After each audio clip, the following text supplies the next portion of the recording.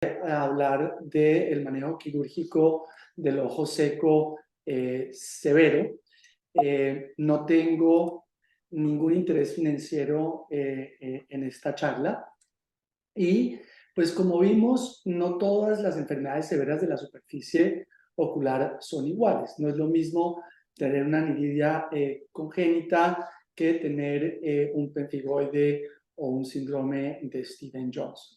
Y en ese orden, obviamente, nuestro manejo debe ser orientado hacia la patología de base, como hemos visto en las presentaciones anteriores. Qué bueno que incluyó el síndrome de Stevens-Johnson porque sé que lo han más o menos tocado la doctora García y la doctora Gay. Entonces, el síndrome de Stevens-Johnson, no vamos a hablar mucho de por qué ocurre, pero básicamente es una enfermedad autoinmune severa que ocurre o se divide o tiene dos fases, una fase aguda y una fase crónica.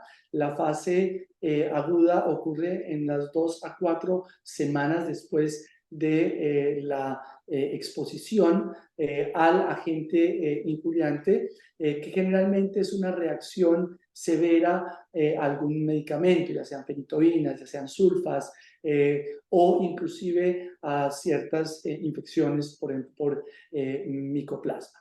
Los pacientes tienen esta fase aguda, un prodromo de cefalea, diarrea, artralgias, que muchas veces no son identificadas a tiempo, y luego aparece en la fase aguda, obviamente la aparición de bulas severas en la piel y en las membranas mucosas, y es un cuadro tan agudo y tan severo que estos pacientes generalmente terminan hospitalizados en la unidad de cuidado intensivo, y en muchos casos se les olvida los ojos, y eso obviamente va a tener unas implicaciones para la superficie ocular de los pacientes. Los síntomas oculares son bastante impactantes al principio.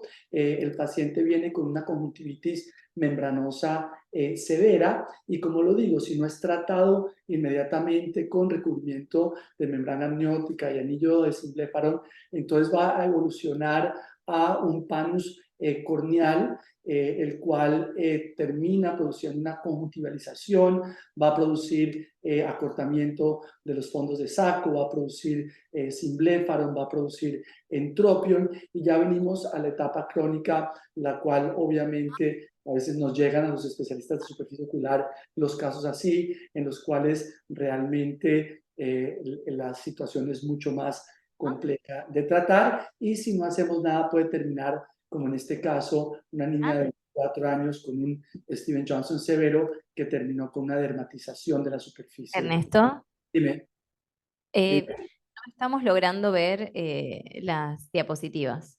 Espérate. Aquí dice que my screen is paused. Espérate, no sé por qué. Disculpa. Creo que ya sé por qué. Espérate, voy a hacer una cosa. ¿Podrías volver al principio de este caso? Mostrarlo de manera resumida. Pero ahí están viendo mi pantalla, ¿no es cierto? Ahí sí se ve tu pantalla. Perfecto. Y espérate acá. Ahí se está. Ahí. ¿Sí? Perfecto, ahí se ve súper bien. Me sale aquí un mensaje que my screen sharing is paused. Espérate a ver. ¿Quieres que probemos si la logras pasar? Espérate, vuelvo a hacer esto. Disculpa. Ujú. Share. Ahí están viendo mi pantalla. Sí. Perfecto. Aquí. Listo. Ahí se está viendo, ¿no? Sí, perfecto. Entonces, lo decía, comienza con un prodromio, una conjuntivitis severa, con secreción espesa, y si no se hace algo va a terminar en una conjuntivalización de la superficie ocular, con entropion, triquiasis, dermatización del borde, como mostraba la doctora Geyer, y progresa a una cimblefarón severo con, como les mostraba, en este caso, una dermatización de la superficie ocular. Y el pemfigoide ocular, que no voy a hablar mucho porque ya la doctora García lo explicó muy bien, pero nuevamente clínicamente lo que vemos es una conjuntivitis severa, acortamiento de los fondos, entropio, secreción mucosa y puede terminar obviamente en una dermatización. Entonces los tratamientos son variados dependiendo de lo que tengamos en la enfermedad severa de la superficie ocular. Podemos hacer recubrimiento de membrana amniótica, podemos hacer un SLED, podemos poner un lente de contacto escleral, lo que se conoce como el PROCE, podemos hacer un injerto autólogo de limbo del ojo contralateral, en ciertos casos podemos hacer un injerto heterólogo de limbo, o en la última instancia podemos hacer o implantar una queratoprótesis, que es de lo que vamos a hablar acá. Entonces, la historia de las queratoprótesis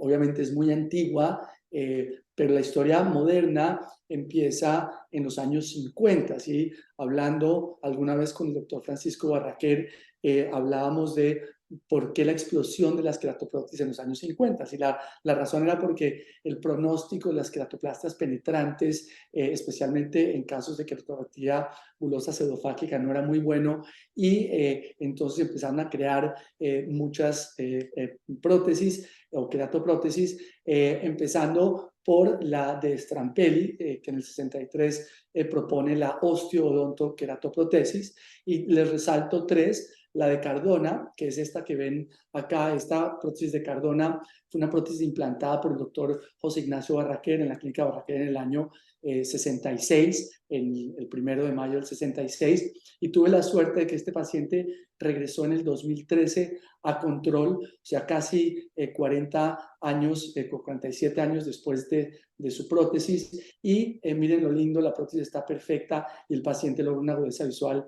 de 0,67 con corrección. Y esta prótesis tiene la ventaja, y esto fue la primera prótesis conocida como de tuerca y tornillo, nut and bolt, como se conoce, que es, y también resalto la queratoprótesis de Dolman, que es del 1990, aprobada por la FDA en 1992, y es también una prótesis de tuerca y tornillo. El reto con las queratoprótesis básicamente son la extrusión, o sea, la retención de la prótesis, ya que al ser un cuerpo extraño, pues, y ser una enfermedad severa de la superficie ocular, en estos casos el riesgo de queratolisis es alto, lo cual hace que la prótesis obviamente se desprenda y toque explantarla. El otro riesgo es el riesgo de infección, nuevamente al tener un cuerpo extraño en el ojo, especialmente cuando es un material inerte, se corre el riesgo de que se sobreinfecte. Y ya los otros riesgos son a más largo plazo, que lo observamos, como el glaucoma, por formaciones, como es un cuerpo extraño que está entrando a la cámara anterior, generalmente se pueden formar membranas retroprotésicas que ocluyen el ángulo y producen glaucoma, el riesgo de desprendimientos de retina y la formación de membranas retroprotésicas. Entonces, la queratoprótesis de Boston tipo 1 fue aprobada, como les decía, en el 92 por la FDA.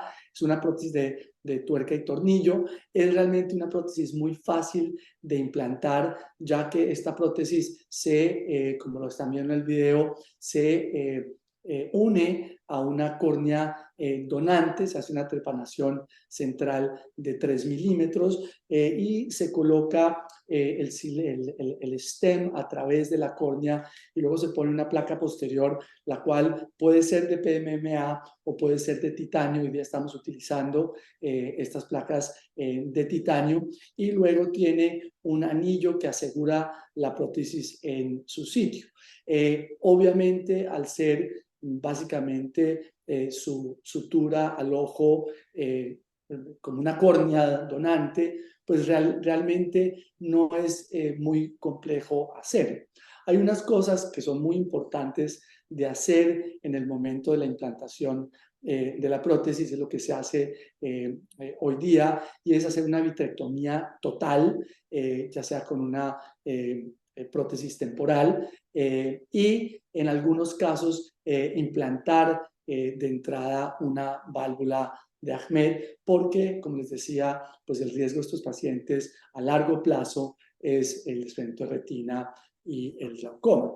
Y lo que ha hecho de que se popularice no solamente su facilidad de implantación, sino que hemos logrado controlar los riesgos de extrusión, colocando un lente de contacto blando de diámetro amplio de 14 o 16 milímetros, utilizar medroxiprogesterona para prevenir la lisis corneal y utilizar antibióticos de por vida. Entonces el manejo postoperatorio es con el lente de contacto, se utiliza vancomicina de por vida, y esto es importante decirlo a los pacientes, y fluoroquinolona de cuarta generación para evitar la infección.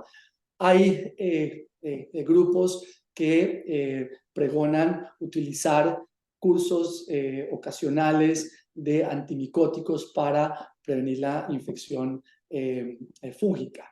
Utilizar medroxiprogesterona tópica, muy fácil de prepararse. La ampolla viene por 3 cc y básicamente se envasa en un frasco colirio de lágrimas artificiales, y el paciente lo usa mañana y noche de por vida. La vancomicina inicialmente se usa con una frecuencia de 5 veces al día, y luego después de los 3 primeros meses se reduce la dosis, y lo mismo la fluoroquinolona de cuarta generación a 2 veces al día, y lubricación frecuente. Las complicaciones, obviamente, como lo decíamos, la extrusión, la infección, la formación, como lo ven en este caso, que es un caso que operé en agosto, de formación de la membrana retroprotésica. Aquí vemos que la membrana va cerrando posteriormente, y esto se trata haciendo una membranectomía con Jack Laser. El glaucoma, para el cual hablábamos de la importancia de poner una válvula de Ahmed. Este es un caso, el caso que les contaba que operé en agosto, un paciente tuvo un miope alto, tuvo un desprendimiento de retina, se operó, se hizo una retinotomía en 360 grados, se le colocó silicón, la córnea terminó descompensándose, tuvo 2 trasplantes, y el otro ojo también era un ojo ciego por un DR antiguo. Él fue operado a finales de los 90, en 98, de su desprendimiento de retina, y viene para una queratoprótesis.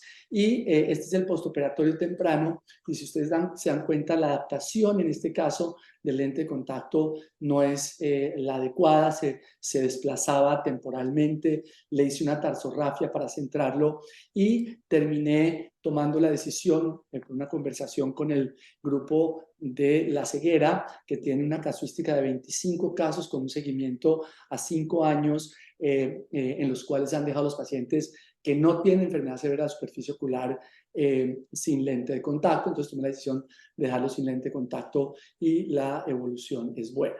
Es importante que esa casuística de la ceguera es en casos no de enfermedad severa de superficie ocular, sino, por ejemplo, como que son queratoplastias a repetición que se han perdido, pero que la humectación de la superficie es bastante buena. Este es otro caso que ya le llevo seguimiento casi de 10 años, un paciente con una quemadura severa de la superficie ocular, una insuficiencia lumbar secundaria, y le hice una queratoprótesis en el año 2013. Aquí se ve cómo está de bien el lente de contacto. Tristemente, a este paciente le han hecho una escleroqueratoplastia antes y tiene un nervio completamente pálido.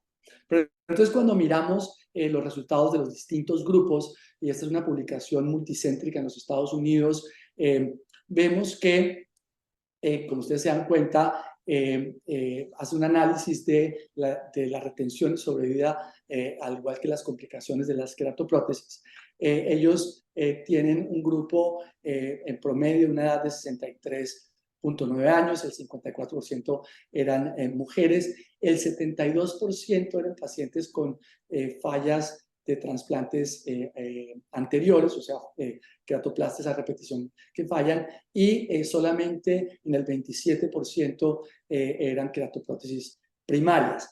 De estas, el 23% eran pacientes con enfermedad severa de superficie ocular, el 35% queratopatías bulosas o distrofias, y en una menor cantidad enfermedades congénitas, queratis infecciosas o causas desconocidas.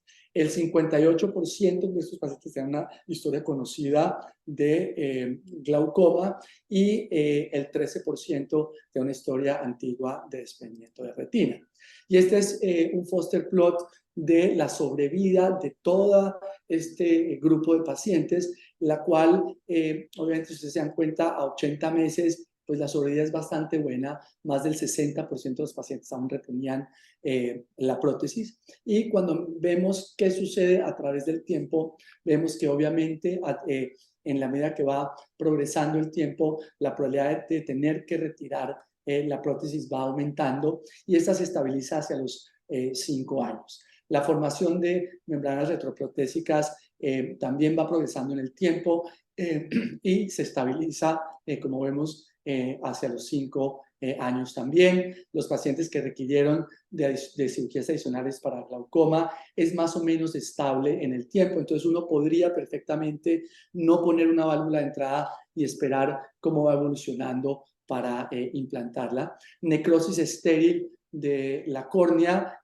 más o menos es estable a través del tiempo, desprendimientos de retina también, endoftalmitis infecciosa es bajo gracias a la utilización de antibióticos a través del tiempo. Esta es los pacientes que mantuvieron agudeza visual mejora 20-200. Vemos cómo también, al igual que la retención, obviamente esto está directamente relacionado a las complicaciones, está alrededor del 60% a los 60 meses. Sin embargo, cuando analizamos la retención y la sobrevida de la prótesis, dependiendo de la causa de base, vemos que cuando los pacientes tienen una enfermedad severa de la superficie ocular, pues la sobrevida de la prótesis no es tan buena. Aquí vemos cuando compararon los dos grupos y vemos que en los casos congénitos, en los casos de queratopatía bulosa o de injertos a repetición, la retención de la prótesis y la agudeza visual se mantienen bien a través del tiempo, pero cuando los pacientes tienen una enfermedad severa de la superficie ocular, llámese pemfigoide o llámese Stevens-Johnson's, pues la retención y la sobrevida de la prótesis no es tan buena, obviamente, por la condición de la superficie. Esto lo vio también el grupo de Mark Maness, en el cual, como ustedes se dan cuenta, la retención de la prótesis es muy buena, excepto en los casos de pemfigoide, el cual baja a un 67%, y 0 de estos casos mantuvieron una agudeza visual de 20-200 o mejor.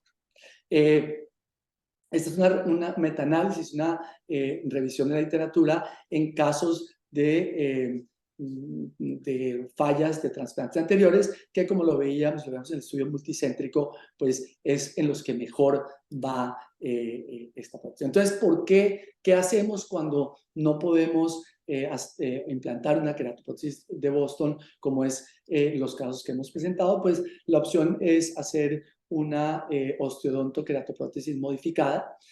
Como yo les contaba, Strampelli en los 60 postula la idea de hacer la osteodontoqueratoprótesis. Sin embargo, el riesgo de falla y de pérdida de la prótesis era muy alto y su alumno Strampelli en los 70 hace unas modificaciones a la técnica que son específicamente una iridodiálisis en 60 grados, una vitrectomía anterior, utilizar mucosa del carrillo en vez de mucosa labial y preservar el periósteo en la osteolámina, y eso lleva la osteodonto a unos mejores resultados. Entonces la osteodonto básicamente, como la hacía Strampelli, era en 4 fases. Nosotros en nuestra experiencia la hemos reducido a 3. En la primera fase lo que se hace es preparar el ojo para las siguientes fases. Entonces, en esta primera fase, lo que hago es hacer una hidrodiálisis en 360 grados, hacer una lensectomía y hacer una vitrectomía anterior. Estos casos son difíciles porque obviamente, como ustedes se dan cuenta, al estar la córnea completamente opaca, pues uno no tiene realmente acceso al segmento anterior y es muy frecuente encontrar que hay sinequias anteriores y posteriores, que ahí tienen cataratas hipermaduras. Y es increíble cuando uno les hace esta primera fase, cómo el paciente y su percepción de luz mejora inmediatamente en el postoperatorio. No hay que hacer una vitrectomía extensa, se hace una vitrectomía del tercio anterior con vitrófago. La iridodiálisis no es difícil de hacer, como se dan cuenta, básicamente se retira el iris en 360 grados, ponemos un poco de agua fría para evitar el sangrado y luego se sutura el colgado con escleral con Prolene 6 ceros, ya que no vamos a tener que retirar estos puntos en el futuro y reconstruimos la superficie. Luego, un mes después, el paciente regresa y hacemos la segunda fase en la cual vamos a retirar la mucosa del carrillo, preparar la superficie ocular y preparar la osteolámina. Esta es una de las ventajas de la modificación de Strampelli, y es que al utilizar la mucosa del carrillo en vez de la mucosa alveolar, logramos tener una mucosa mucho más gruesa, con una mejor cobertura de la superficie ocular, y eso minimiza el riesgo de lisis ósea y de extrusión de la prótesis. Se toma una mucosa más o menos de 4 milímetros de grosor y de 4 centímetros de diámetro. Luego, en el mismo procedimiento, tomamos la osteolámina. La osteolámina se toma generalmente del canino superior, y esto es importante, lo decía la doctora Gaer, de evaluar los dientes a los pacientes, porque muchos vienen sin piezas dentales adecuadas. ¿Por qué el canino? Porque la distancia entre la corona y obviamente el seno maxilar es mayor en el canino, y eso nos va a permitir preparar una lámina adecuada. Aquí vemos ya las dos piezas, la mucosa y el hueso y la corona del canino. Esto lo hace un cirujano maxilofacial, el doctor Germán Gómez, que es con el que trabajo hace 10 años haciendo esto, y mientras él va cerrando la mucosa gingival, ponemos la mucosa del carrillo y la osteolámina en sangre arterial con vancomicina. Acuérdense que estamos trabajando en la boca, y la boca obviamente tiene bacterias. Al paciente le dejamos lavados bucales clorexina antes de la cirugía, 3 días antes y 5 días después, pero necesitamos obviamente matar todas las bacterias, y una vez ya hemos cerrado, procedemos a preparar la osteolámina. Básicamente queremos crear una lámina inicial que tiene una longitud de alrededor de 14 milímetros. Inicialmente tratamos de obtener 16 y la vamos adelgazando, se va adelgazando del lado óseo hasta encontrar la dentina. Porque cuando ya llegamos al conducto, sabemos que estamos con un grosor adecuado. La lámina va a tener un espesor de más o menos 3 milímetros, y tratamos de preservar entonces en un lado el lado óseo y en el otro la dentina. Una vez hemos llegado a la dentina, vamos a hacer una perforación central de 4 milímetros, perdón, de 3 milímetros, de 3.1 milímetros, porque el stem de la prótesis mide 3 milímetros y la parte posterior mide 3.9 milímetros, la parte que va a entrar a la córnea. Y preservamos el periósteo. Una vez hemos hecho nuestra agujero, procedemos a colocar el cilindro óptico, y esto lo pegamos con un pegante odontológico, y luego procedemos a colocar la osteolámina con el cilindro óptico subcutáneo en la zona malar superior o maxilar superior y del ojo contralateral. Entonces, como hemos estado trabajando el ojo que vamos a operar, lo ponemos en el ojo contralateral y esto va a tener el beneficio, obviamente, de que si hay bacterias, pues lo que se va a producir una celulitis y lo podemos tratar. Además, le estamos llevando vasos para mantener la osteolámina viva, especialmente el hueso y el periósteo vivo, lo cual nos va a mantener la dentina viva y lo que va a hacer que la prótesis se mantenga. Mientras tanto, luego cojo y hago una peritomía en 360 grados, reparo los músculos extraoculares y suturo la mucosa del carrillo a la inserción de los músculos rectos y luego suturo la mucosa a la conjuntiva vulvar. Este es el estado como se ve en el postoperatorio inmediato y luego en el postoperatorio vemos cómo la mucosa se va vascularizando y en este momento el paciente, obviamente la percepción de luz va a disminuir, esto es importante decirlo para que estén tranquilos y dejamos el diente en la región subcutánea durante 3 meses, el paciente vuelve a los 3 meses y luego se hace una peritomía a la mucosa, o sea, se abre la mucosa en U, se repara y se pone un anillo de jeringa, se hace una trepanación central, como les decía, de 4 milímetros y extraemos la pieza, la osteolámina con el cilindro óptico de la región subcutánea y lo coloco a una trepanación central, lo coloco, luego oriento con el oftalmoscopio indirecto, oriento que el cilindro se enfoque en la mácula y voy suturando con Vicryl 6 ceros el periósteo a la epiesclera y voy apretando los nudos para poder orientar el cilindro hacia la mácula. Una vez he logrado eso, recubro nuevamente con la mucosa del carrillo, le hago un agujero central por el que protruye el cilindro óptico anterior, pongo un equipo de venoclisis para que no se me vaya a crecer la mucosa sobre el cilindro óptico y luego suturo nuevamente la mucosa con Vicryl. Este es un caso, fue el primero que hice, que cuando estaba removiendo la mucosa se perforó y tocó hacerle un injertapón, entonces es importante entrar con una córnea por si acaso. Aquí vemos cómo está el periósteo y se sutura. Y este es otro caso, el tercero, en que decidimos hacer unos pequeños agujeros en la osteolámina para poderlo suturar mejor y orientar.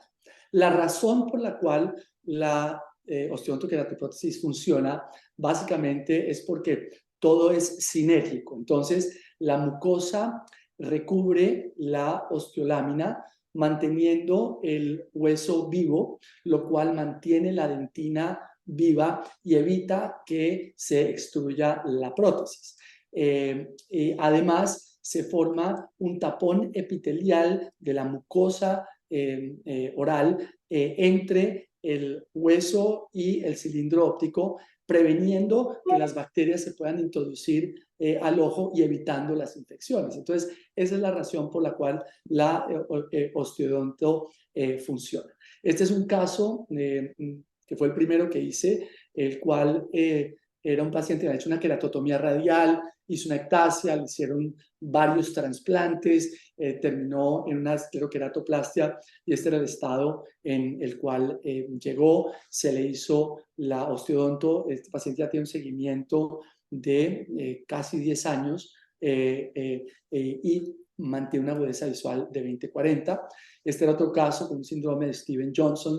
A los 20 años, ella llegó cuando tenía 40 y esta es el estado. Este es otro caso que tuvo una quemadura química severa del Perú, el cual también llevaba más de 10 años invidente y se le hizo la osteodontoqueratoprótesis. Este es el último caso que hice en agosto, un paciente también, Steven Johnson, Juan Carlos Zaval le había hecho una queratoprótesis de Boston en el ojo derecho y se extruyó y me lo mandó para un osteodonto. Y esta es básicamente los casos que he hecho. Como les digo, ya el primero tiene 10 años, el último tiene menos de 1. La agudeza visual va a depender del estado de la retina y dentro de las complicaciones la más frecuente ha sido necrosis de la mucosa en el postoperatorio temprano, entre la segunda y la tercera fase. Tuve un caso que fue una paciente que hizo una membrana, ella sangró en el postoperatorio temprano, tuvo un sangrado intraocular, hizo una membrana muy gruesa retroprotésica y entré a hacerle, a removerle esa membrana con vitrectomía, con la mala suerte que hizo una infección en el postoperatorio temprano y terminó en evisceración. Esta es una necrosis de la mucosa. Aquí lo que uno puede hacer es lo que hice en este caso, que es el que fue remover la parte necrosada y resuturarlo. En otro caso que tuve una necrosis casi total, mucho más grande, lo que tocó hacer es una nueva mucosa del otro lado del carrillo. Y pues, ¿qué dice la literatura? El que más experiencia tiene es obviamente el grupo de Falcinelli, con una publicación de más de 200 de casos, o de casi 200 casos, 181 casos, con una sobrevida de la agudeza visual de estos pacientes muy buena, un seguimiento hasta 18 años, pero lo que les quería mostrar es que la mayor cantidad de casos del grupo de Falcinelli son casos de pemfigoide y de síndrome y casos de enfermedad severa de la superficie ocular. Y si ustedes dan cuenta, la retención de la prótesis y la persistencia de la buena agudeza visual pues es bastante grande a través del tiempo. Entonces, para llevar a casa el manejo de la superficie ocular severa, la superficie ocular es complejo y debemos orientarlo hacia, dependiendo del tipo de enfermedad de la superficie ocular. Las queratoprótesis son una excelente opción en los casos en los cuales no hay enfermedad severa de la superficie ocular. La queratoprótesis de Boston tipo 1 es obviamente probablemente la prótesis ideal. Es muy fácil, como les mostré, de hacer.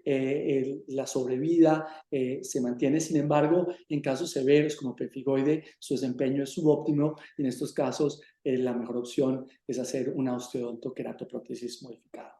Y este es el grupo de cirujanos maxilofaciales con los que trabajo, el doctor Germán Gómez y su esposa María Leonor, que realmente han hecho que esto se pueda hacer y se pueda hacer de una forma reproducible y el seguimiento que ustedes vieron. Muchas gracias.